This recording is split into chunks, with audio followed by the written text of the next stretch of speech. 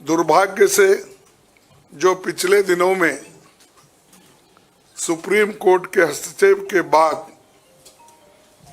जो electoral bond, चुनावी चंदा बॉन्ड के बारे में जो तथ्य निकलकर सामने आए वो बहुत ही चिंताजनक है,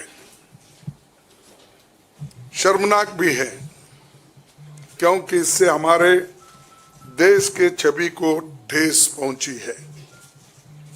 हमारे देश ने पिछले 70 सालों में निष्पक्ष चुनाव और स्वस्थ लोकतंत्र की छवि बनाई थी, उस पर प्रश्न चिन्ह आज उठ गया है।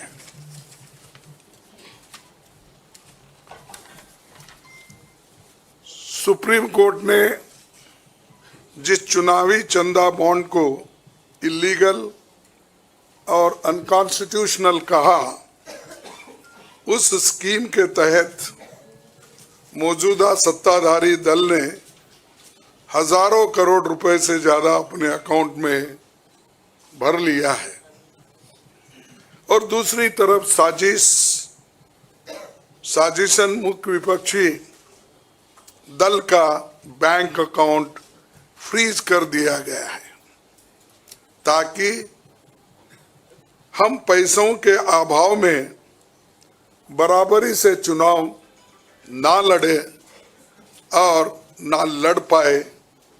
ये सत्ताधारी दल द्वारा एक खतरनाक खेल है।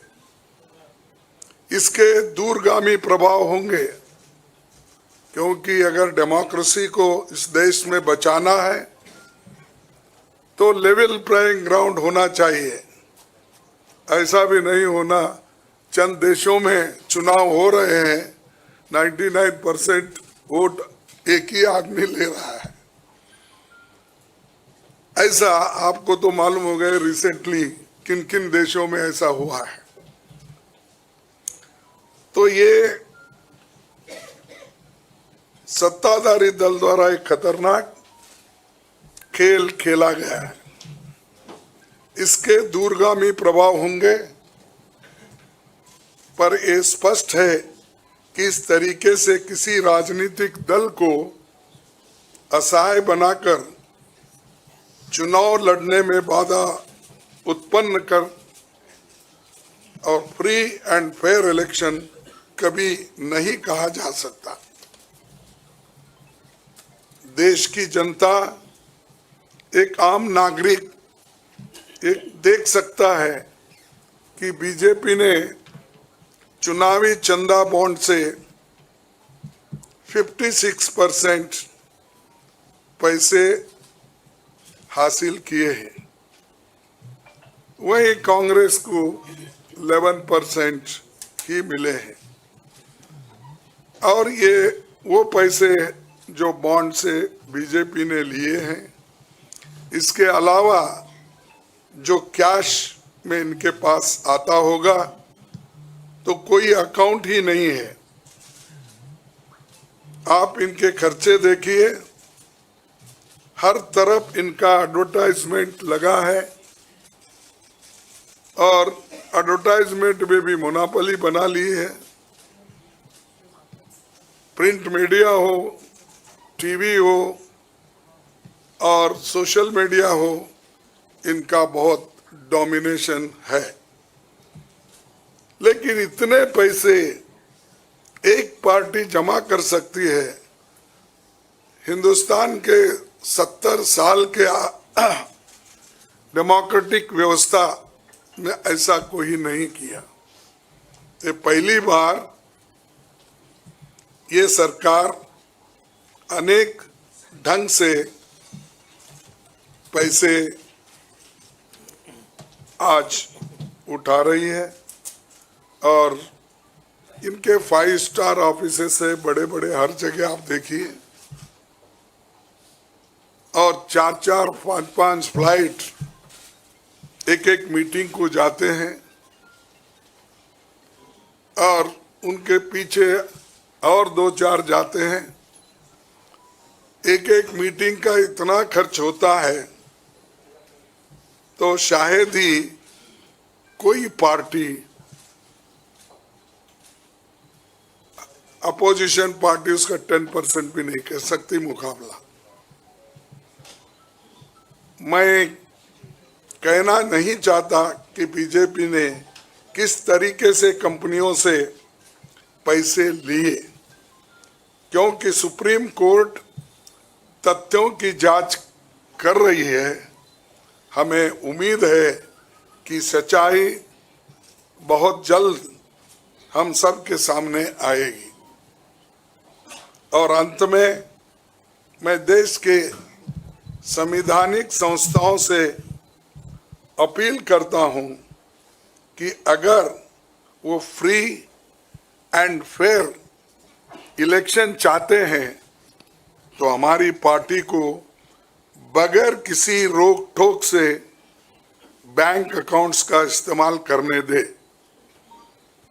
और जो इनकम टैक्स का क्लेम है वो अंततः कोर्ट के निर्णय के अनुसार सेटल हो जाएगा। राजनीतिक दल टैक्स नहीं देते, बीजेपी कभी इनकम टैक्स नहीं दी, लेकिन ये लागू सिर्फ कांग्रेस पे हो रहा है। कोई पॉलिटिकल पार्टी इनकम टैक्स के दायरे में नहीं आते, सच है ना? सेटल हो जाए। राजनीतिक दल नहीं आते, बीजेपी ने कभी नहीं दिया अकाउंट। इसके बाद भी अगर हमसे ये मांगा जा रहा है तो हम न्यायालय के अंतिम निर्णय का इंतजार कर रहे हैं, क्योंकि हम चाहते हैं कम से कम न्यायालय तो इस बात को देखे, कानून को देखे, रूल ऑफ लॉ और गवर्नेंस जो संविधान के तहत होता है उसके तरफ तो ध्यान दे दो। क्योंकि आज वो हुकूमत में है, कल दूसरी पार्टी आएगी, लेकिन हमको ये लेवल प्लेइंग ग्राउंड जो हमने पहले से बनाया था, नेहरू जी से लेकर